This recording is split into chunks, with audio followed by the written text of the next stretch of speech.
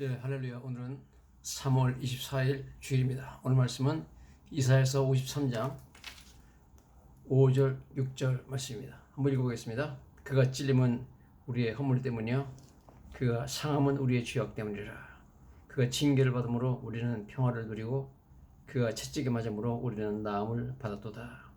우리는 다 양 같아서 그릇 행하여 각기 제 길로 갔거늘 여호와께서는 우리 모두의 죄악을 그에게 담당시켰도다. 이제 이사야서 53장 말씀은 구약 성경에서 가장 중요한 부분이라고 학자들이 말하고 있습니다. 예수님께서 이 세상에 태어나시기 전 한 700년 전에 이사야 선지자가 예수님의 십자가의 고난을 놀랍도록 구체적으로 그리고 상세하게 예언하고 있고요. 그의 예언은 700년이 지난 이후에 너무나 정확하게 그대로 실현되었습니다. 이제 오늘이 3월 25일이고 이제 한 보름 정도 있으면 한국에서 총선 국회의원 선거가 있는데 지금 도대체 한 보름 후 이후에 어떤 결과가 나올지 얼마나 국민의힘과 민주당과 국회의원 수가 얼마가 나올지 다들 궁금하지만 아무도 보름 후에 결과를 알 길이 없습니다. 아무도 정확하게 예측할 수가 없습니다. 그런데 어떻게 인간이 700년 이후에 일어난 일을 마치 현장에서 취재한 기자처럼 이렇게 정확하게 상세하게 묘사할 수 있는가? 우리는 이것을 볼 때 이사야 선지자의 예언이 하나님의 말씀이다 하는 강력한 증거를 우리가 다시 한번 보게 되는 것입니다. 오늘 본문 말씀은 신약 성경의 어느 부분보다도 더 정확하고 심오하게 예수님의 고난의 목적과 죽으심의 의미를 우리에게 설명해 주고 있습니다. 유대인들은 이사야서 53장에 나타난 이 말씀을 메시아에 대한 예언, 예수님에 대한 예언인 것을 알지를 못했습니다. 그래서 지금까지 예수님을 메시아로 믿지 않고 있습니다. 메시아이신 예수님께서 고난받는 종의 모습으로 이 세상에 오셨을 때 그들은 받아들이지 못했습니다. 왜냐하면 유대인들은 메시아는 자신들을 로마의 압제에서 해방시켜줄 새로운 왕, 정복자, 강력한 군사적인 영웅으로 기대했기 때문에 실제 예수님이 오셨을 때 그의 모습이 너무나 자기들이 기대하던 기대와 거리가 멀었습니다. 그래서 그들은 예수님을 메시아로 받아들일 수가 없습니다. 예수님에 대해서 이사야서 53장 2절 3절은 유대인들이 왜 예수님을 거부했는가를 잘 보여주고 있습니다. 예수님은 그들이 기대하던 고운 모양, 풍채, 흠말 만한 것들이 하나도 없었다. 그렇게 말씀하고 있습니다. 그런데 이제 이사야서에서 이사야는 예수님께서 십자가에 고난받으신 이유를 정확하게 말씀하시죠. 하나님께서 우리 모두의 죄악을 그에게 담당시켜서 우리를 대신하여 그가 죄를 지시고 우리가 받을 형벌을 받으신 것이다. 그렇게 말씀하고 있습니다. 이러한 내용은 유대인들이 전혀 이해하지 못했고 어떤 예상하지도 못했던 충격적인 내용이었습니다. 메시아가 오셔서 죄인들의 죄악을 담당하고 죽는다? 그것은 너무나 받아들이기 힘든 그런 내용이었습니다. 유대인들이 생각하기에는 아니 로마 군을 물리쳐야 될 메시아가 어떻게 로마 군인들한테 십자가에서 처형당할 수 있는가? 어떻게 이분이 우리 메시아가 될 수 있는가? 그래서 우리는 못 믿겠다는 겁니다. 그래서 지금까지도 그들은 예수님을 메시아로 믿지 않고 있습니다. 유대인들은 아직까지도 메시아를 기다리고 있습니다. 그러므로 현재까지도 이사야서 53장은 유대인들에게는 읽어서는 안 되는 금서가 되어 있다는 것을 우리가 보게 됩니다. 자, 우리들은 이제 전체적으로 이사야서 53장에 있는 내용들을 살펴보도록 하겠습니다. 먼저 이사야서 53장은 예수님의 고난에 대한 정확한 예언이고 어린 시절에 예수님이 어떻게 자라셨는가를 말씀하고 있습니다. 얼마나 놀라우냐면 700년 전에 이사야가 예수님의 어린 시절까지 그렇게 예언하고 있습니다. 예를 들어서 2절에 보면 그는 주 앞에 자라나기를 연한 순 같고 마른 땅에서 나온 뿌리 같아서 고운 모양도 없고 풍채도 없은즉 우리가 보기에 흠모할 만한 아름다운 것이 없도다 그랬습니다. 예수님은 이분이 메시아다 할 수 없을 정도로 가난한 집안에서 더군다나 시골 나사렛에서 부모님도 별로 훌륭하지 않은 목수의 아들로 태어났습니다. 뿐만 아니라 예수님의 법적인 아버지인 요셉은 일찍 세상을 떠나가지고 어릴 때부터 예수님이 가장이 되어서 집안의 살림을 챙겨야 되는 그런 굉장히 어려운 고생스러운 삶을 살았습니다. 이런 모습들은 전혀 유대인들이 보기에 뭐 고운 모양도 없고 풍채도 없고 흠모할 만한 것이 아무것도 없고 메시아라고 보이지 않는, 메시아의 어린 시절이라고는 도저히 볼 수 없는 그런 모습이었기 때문에 도저히 유대인들은 예수님을 메시아로 받아들이기가 힘들었다 하는 거죠.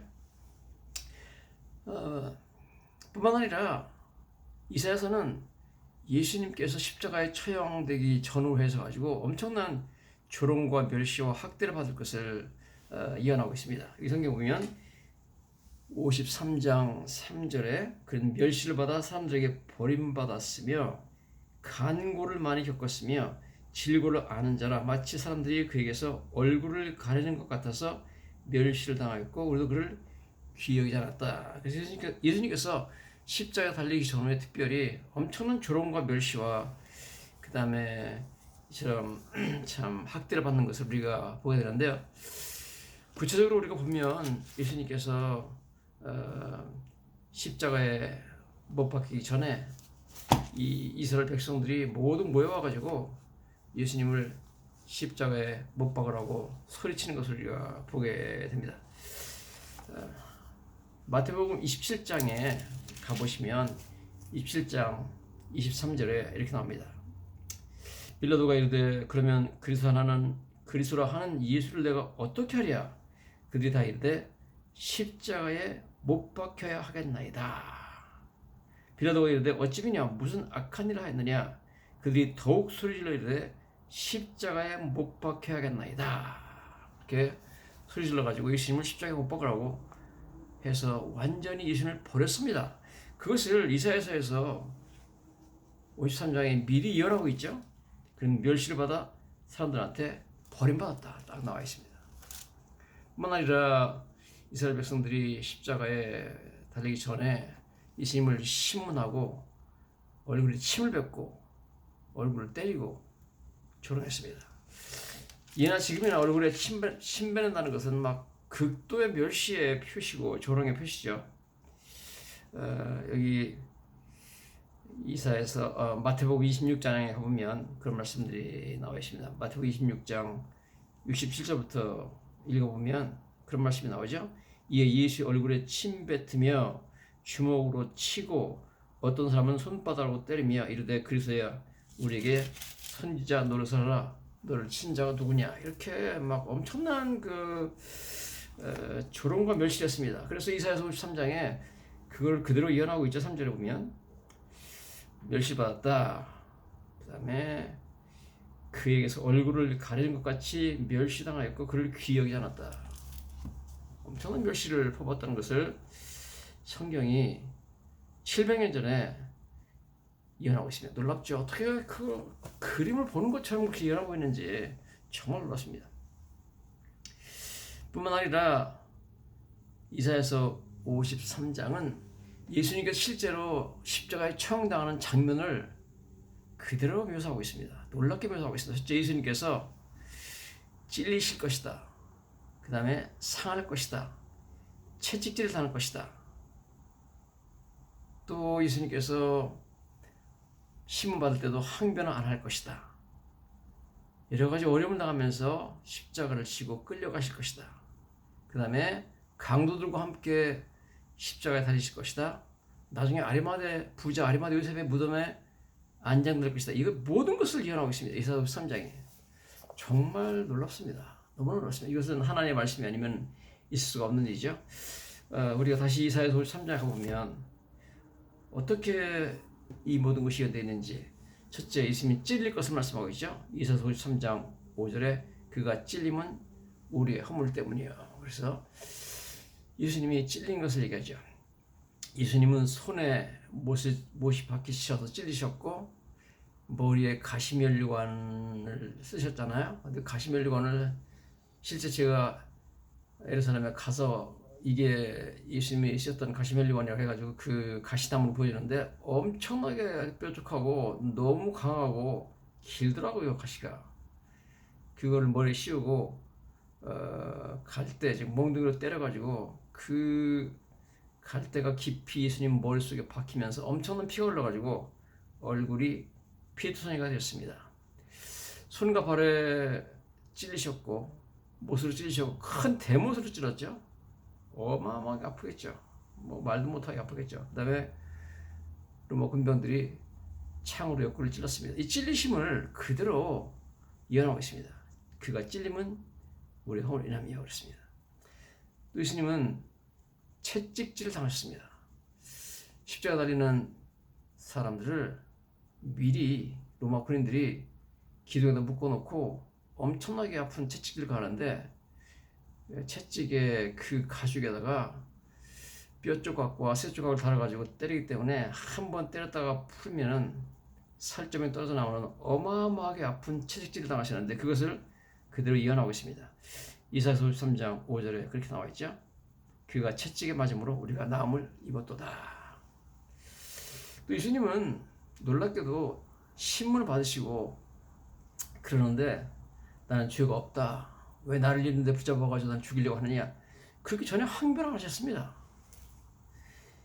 그것은 정말 놀라운 일이었는데요. 그래서 빌라도가 도대체 너는 왜 항변 안 하느냐 그러고 예수님에게 오히려 물어보는 광경을 우리가 볼 수가 있습니다. 마태복음 27장에 보면 12절부터 이렇게 나옵니다. 대제사장들과 장로들에게 고발을 당하되 아무 대답도 아니하시는지라. 항변 안 했다는 거죠. 이에 빌라도가 이르되 그들이 너를 쳐서 얼마나 많은 것으로 증언하는지 듣지 못하느냐 하되 14절입니다. 한마디도 대답하지 아니하시니 총독이 크게 놀라워하더라. 어떻게 이렇게 항변 안 하느냐.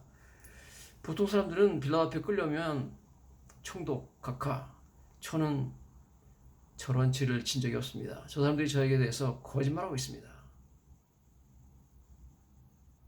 그러면서 엄청나게 항변할 텐데 전혀 한마디도 항변 안 했습니다. 이 항변 안 했다는 것까지도 성경에 예언되어 있습니다. 이사야서 53장에 보면 7절에 그가 곤욕을 당하여 괴로울 때에도 그 입을 열지 아니하였으며 마치 도수장으로 끌려가는 어린 양과 털 깎는 자 앞에 잠잠한 양같이 그 입을 열지 않았도다. 양은 참 이상한 동물입니다. 양은요 그 털을 깎아도 아무 소리도 안 하고 가만히 있고요. 그 다음에 도살장으로 끌려가가지고 칼로 목을 찔러서 피를 솟아나게 만들어도 양은 울질 않습니다. 그처럼 예수님께서 곤욕을 당하여 괴로울 때 입을 열지 않았다. 그렇게 예언하고 있습니다. 그대로 이 예언이 실현된 것을 우리가 보게 되는 거죠. 신문당하고 곤욕당하고 끌려가는 것까지 예언되어 있습니다. 여기 8절에 보면 곤욕과 신문을 당하고 끌려갔다. 기사만의 동사에 붙잡히시고 그 다음에 신문당하죠. 가야바 대제사장이 들어가서 밤중에 그냥 새벽에 신문하고 그 다음에 십자가를 지게 하고 로마 군인들이 골고다 언덕까지 끌고 가잖아요. 그 모든 것이 지금 다 예언되어 있습니다. 놀랍게 신문을 당하고 곤욕과 신문을 당하고 끌려갔다. 그렇게 말하고 있습니다. 뿐만 아니라 예수님께서 십자가 달리실 때 예수님 혼자 달리신 것이 아니라 양쪽에 강도들하고 같이 죽었잖아요. 그래서 그렇지만 무덤은 강도들은 그 악한 강도들을 십자가에 형을 받은 사람들이 묻히는 그런 공동묘지에 묻히지 않고 부자의 무덤에 묻히는데 그것을 그대로 예언하고 있습니다. 성경 보면 이사야 53장 9절에 그는 강포를 행하지 아니하였고 그 입에는 거짓이 없었으니 그의 무덤이 악인들과 함께 있었으며 그가 죽은 후에 부자와 함께 있었다. 이게 도대체 무슨 말이냐. 무덤이 악인과 함께 있었고 죽은 후에 부자와 함께 있었다. 죽은 후에 부자와 함께 있었다는 것은 아리마다 요셉이 예수님 시체를 달라고 그래가지고 그걸 가지고 가서 자기 무덤, 부자의 무덤에 묻었다는 얘기지만 무덤이 악인과 함께 있었다 하는 말은 도대체 무슨 말이냐? 이 말은 이제 9절에 보면 영어 성경에 뭐라고 뜻이 나와 있느냐 하면 He was assigned the grave with the wicked. 악인들과 함께 무덤에 할당되었다, 배정받았다 그런 뜻입니다. 그 말은 원래 예수님 시체를 아리마대 요셉이 요청해가지고 거둬가지 않으면 그 강도들이 묻히는 것 같은 공동묘지에 같이 묻히게 그렇게 예정이 되어 있다는 겁니다. 그렇지만 놀랍게도 성경에는 그대로 부자와 함께 부자집의 무덤에 묻히겠다 이것까지 예언되어 있습니다. 참 놀라운 예언을 성경이 하고 있죠. 그 다음에 성경은 이사야 53장에서 왜 유대인들은 예수님을 메시아로 받아들이지 않았는가 하는 그 거부의 이유를 말하고 있습니다. 2절 3절에 보면 그는 주 앞에 자라나기를 연한 순 같고 마른 땅에 나온 뿌리 같아서 고운 모양도 없고 품짓 없은즉 우리가 보기에 흠말 만한 아름다운 것이 없었다. 즉 자신들이 기대하던 메시아랑 너무나 달랐기 때문에 유대인들이 예수님을 메시아로 받아들일 수가 없다는 거죠. 즉 그들은 이사야서 53장이 메시아에 대한 예언이라는 것을 전혀 몰랐습니다. 이사야 53장은 우리가 볼 때 너무너무 정확하게 예수님에 대한 예언을 해놓고 있는데 유대인들은 그런 메시아를 기다린 것이 아니라 자기들을 로마 압제에서 구해줄 군사적 영웅을 기대했기 때문에 받아들이지 않았습니다. 그들은 말하자면 이사야 53장을 오해했죠. 예수님께서 너희가 성경을 오해했다 하는 것처럼 이들이 이사야 53장을 지금까지도 오해하고 있습니다. 그들은 예수님이 하나님께 징벌을 받아서 십자가에 죽는다고 오해했습니다. 4절에 보면 이렇게 나와 있습니다. 4절에 그가 실로 우리의 질고를 지고 우리의 슬픔을 당하였거늘 우리는 생각하기를 그는 징벌을 받아 하나님께 맞으며 고난을 당한다 했다. 오해했습니다. 그 유대인이 오해했다는 것까지 여기 예언되어 있습니다. 그가 하나님께 징벌을 받고 그 다음에 맞는다고 생각했다는 겁니다. 무슨 말이냐면 대제사장 가야바가 예수님을 신문하죠. 신문하면서 물어봅니다. 내가 하나님의 아들 그리스도냐? 하나님의 아들이고 내가 그리스도 메시아냐 물어보니까 내가 말했도다. 예수님이 대답하죠. 그 말이 맞다는 거죠. 그래서 내가 하나님의 보좌 우편에 앉을 것과 하늘 구름을 타고 오는 것을 내가 보려고 그랬습니다. 하나님 보좌 우편에 앉고 하늘 구름을 타고 오는 것은 그건 하나님만이 하시는 일인데 즉 예수님이 내가 하나님이라고 주장하는 거죠. 그러니까 대제사장 가야바가 신문할 때 사내들인 공회원 70명 같이 있었는데 그 사람한테 물어보죠. 너희가 지금 직접 들었다. 이 사람이 신성 모독하는 말을 들었다. 이 사람에 대해서 어떻게 판결을 내야 되겠냐. 그러니까 모든 사람들이 그는 사형이 마땅하다 그랬습니다. 자, 이러한 내용까지 지금 예언이 되어 있습니다. 보면 그 사람들은 모두 다 징벌을 받아 하나님께 매맞으며 고난당한다. 그가 신성 모독했기 때문에 하나님 모독했기 때문에 십자가에 죽게 만들었다. 하나님께서 징벌하셨다. 그렇게 지금까지도 읽고 있다는 겁니다. 야, 놀랍게가 나오죠. 하나님이신 예수님이 하나님이라는 것이 뭐가 잘못됐습니까? 그러나 그들은 예수님 하나님을 믿지 않았기 때문에 믿을 수 없기 때문에 지금까지 그들은 예수님이 하나님이라고 했다. 그래서 신성 모독했다. 그렇기 때문에 그는 십자가에 죽었다. 그렇게 보고 있습니다. 너무나 큰 오해를 지금까지 하고 있는 것을 우리가 보게 되는 거죠. 뿐만 아니라 그 이사야 53장은 예수님의 실제 죽으심, 십자가에 죽으심의 목적과 의미를 너무 상세하게 설명하고 있습니다. 첫째, 예수님은 왜 십자가에 죽으셨느냐? 4절에 그는 실로 우리의 질고를 지고 우리의 슬픔을 당했거늘. 질고는 suffering입니다. 죄인들이 죗값으로 받는 고난을 말하고요. 고통을 말하고 슬픔은 양심의 가책을 말하는 단어입니다. 그래서 예수님은 우리가 받아야 될 형벌을 대신 받으시고 우리가 받아야 될 양심의 가책을 예수님이 대신 느끼시고 죽으셨다 하는 거죠. 우리의 형벌을 받으셨죠. 우리가 받을 형벌을 받으셨다는 겁니다. 그러니까 찔림은 우리의 허물 때문이요 상함은 우리의 죄악 때문이다. 8절에 그렇게 나오죠. 이는 곤욕과 신문을 당하고 끌려갔으니 이 세상에 누가 생각하기를 그가 살아있는 자의 땅에서 끊어지면 마땅히 형벌 받을 내 백성의 허물 때문에 했어요. 여러분, 마땅히 형벌 받을 우리들의 죄 때문에 그 죄를 대신 지시고 형벌 받았다고 성경은 분명히 예언하고 있습니다. 즉 예수님의 고난의 목적, 왜 예수님이 고난 받으셨느냐? 예수님 우리 형벌을 대신 지시고 고난 받으셨다는 것을 너무나 분명하게 예언하고 있고요. 신약 성경 어디보다도 더 정확하게 예언하고 있습니다. 예수님은 우리 죄 때문에 찔리시고 우리 죄 때문에 상하시고 하나님과의 평화를 주시려고 십자가 죽였다는 거죠. 이 분명히 그렇게 나와 있지 않습니까? 그가 찔림은 우리의 허물 때문이요, 그가 상함은 우리의 죄악 때문이라. 그가 징계를 받음으로 우리는 평화를 누리고 그가 채찍에 맞음으로 우리가 나음을 받았다. 예수님이 징계, 그 벌을 받으시는 바람에, 우리 대신 벌을 받으시는 바람에 우리 평화를 누렸다. 하나님과 평화가 임하겠다는 겁니다. 우리는 죄 때문에 하나님과 원수가 되었지만 예수님께서 나 대신 모든 형벌을 받으셨기 때문에 이제 예수님 우리 죄를 다 용서하셨고 하나님 우리 죄를 다 용서하셨습니다. 그러므로 우리는 이제 하나님과 사이에 평화가 있습니다. 더 이상 하나님과 사이에 아무런 거침돌이 없는 거죠. 예, 평화가 왔습니다. 뿐만 아니라 나음을 입었다. 물론 힐링인데요, 치료.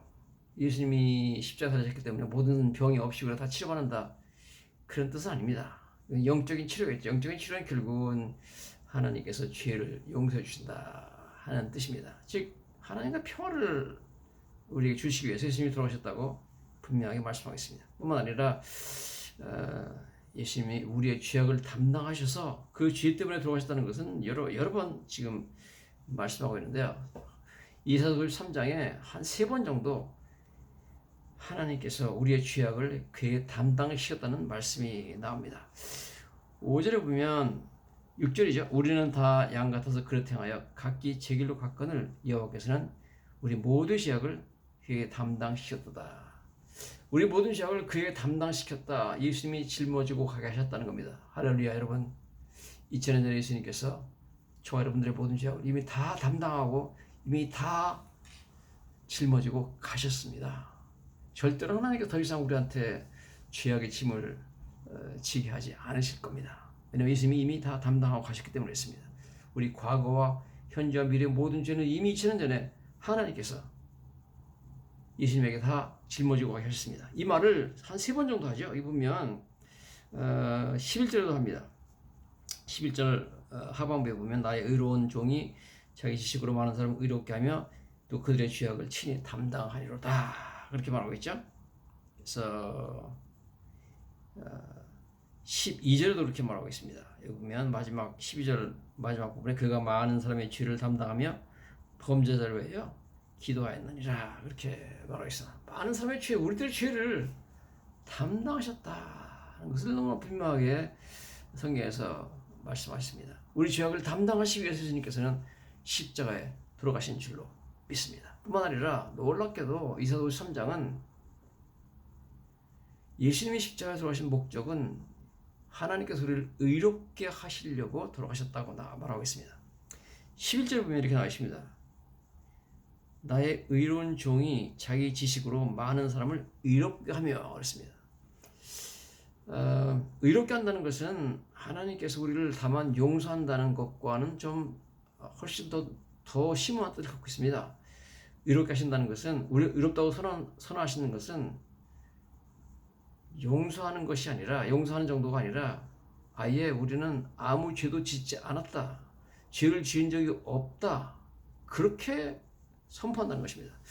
이 의롭게 하신다는 것을 우리가 칭의라고 그러거든요. justification이라고 하는데, 하나님의 법정에서 죄인들에게 하나님께서 너는 죄를 지은 적이 없다, 너는 아무 죄도 짓지 않았다고 그렇게 선포하는 것을 말합니다.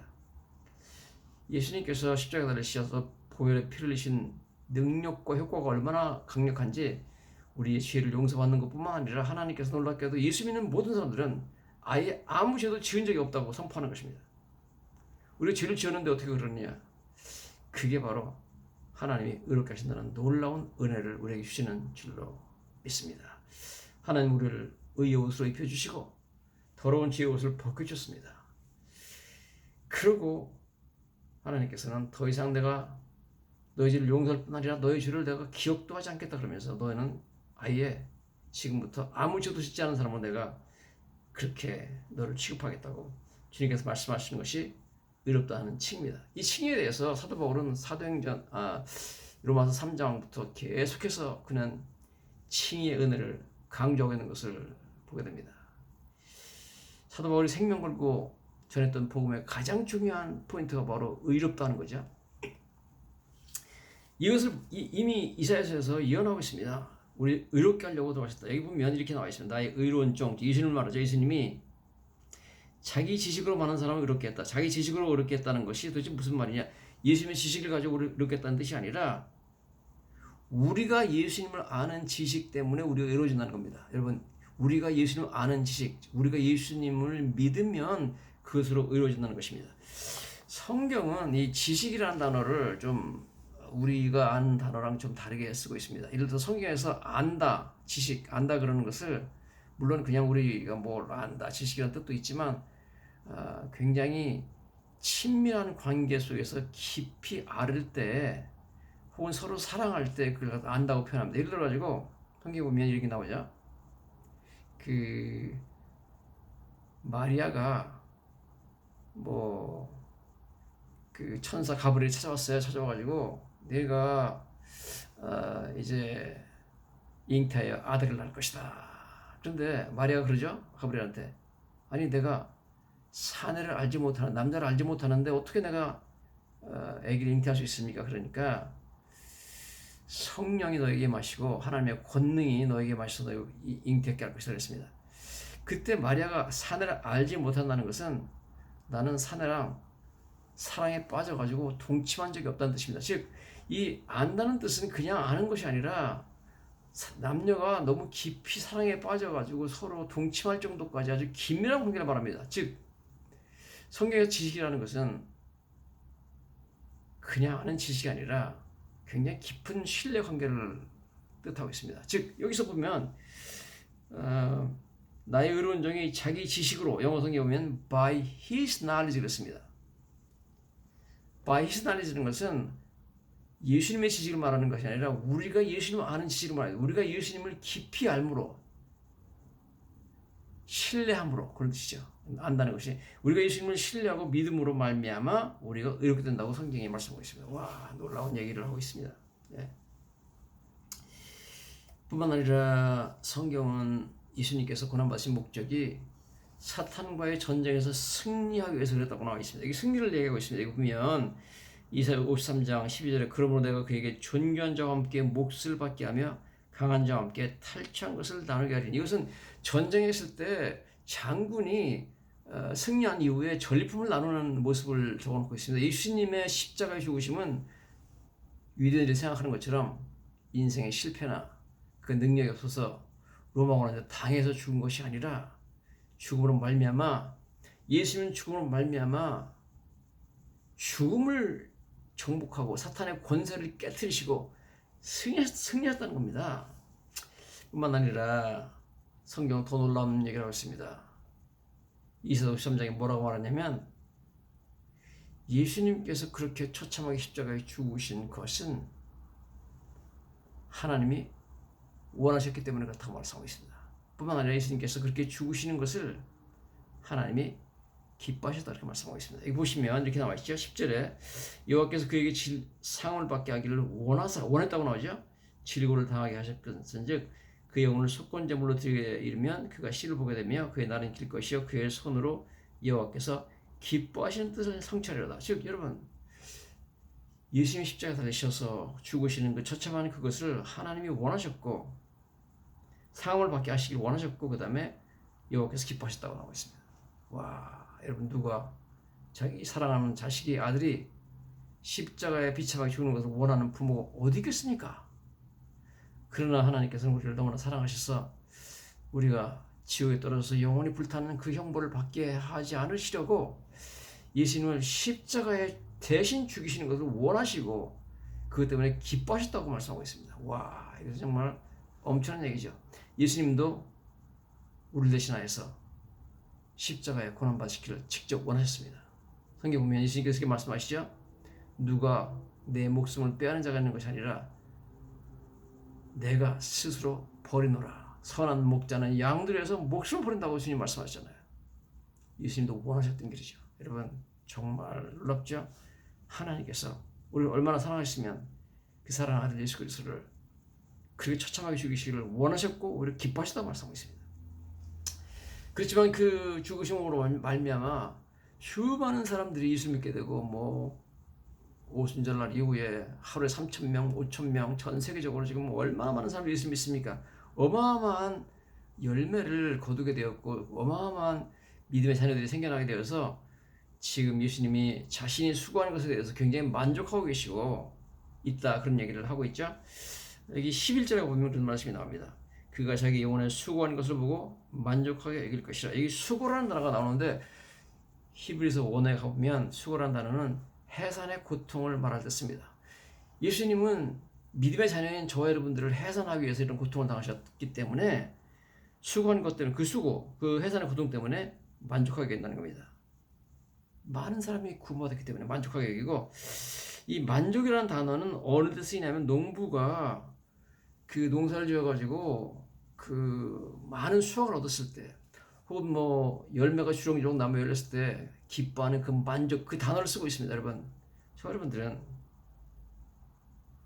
예수님의 죽으심 십자가의 고난의 열매입니다. 열매로서 하나님이 수확하시는 기뻐하시는 열매가 되었다. 그렇게 성경에 말씀하겠죠. 나 그 영혼에 수고한 것으로 그것을 보고 만족하게 된다. 농부가 만족하는 것처럼 그렇게 주님이 기뻐하신다는 겁니다. 저와 여러분이 한 영혼이 한 사람이 죄인이 예수님을 믿고 들어오면 천사들과 하나님 앞에서 큰 기쁨이 되는 줄로 믿습니다. 오늘 이사야서 3장을 통해서 정말 너무 정확하게 700년 이후에 일어날 일을 예언하시잖아요. 어떻게 예수님이 죽으실 것인지, 뭐 신문 어떻게 당할 것인지, 뭐 전부 예언하시잖아요. 어떻게 무덤에 어느 무덤에 가서 누우실 것까지 예언하시게 정확한 예언하셨습니다. 그래서 우리는 이사야서 53장을 통해서 왜 예수님이 죽으셔야 되는지, 예수님이 죽으신 목적이 무엇인지 분명히 우리는 알 수가 있습니다. 너무 감사하죠. 우리 때문에 죽으셨다는 거다. 우리 때문에 형벌을 받으셨다. 우리 때문에 그분은 징벌을 당하셨다. 우리 때문에 찔리셨다. 그리고 예수님을 믿으면 의롭게 된다. 이 모든 놀라운 기쁜 소식들이 이사야서에 다 들어있습니다. 한마디 한마디 너무너무 귀한 말씀인데 여러분 이사야서 13장을 다시 한번 묵상하는 가운데 큰 은혜 받으시고 고난주간을 맞아서 예수님의 고난의 의미를 다시 한번 깊이 새기시는 귀한 고난주간이 되시기를 예수님 이름으로 간절히 축원합니다.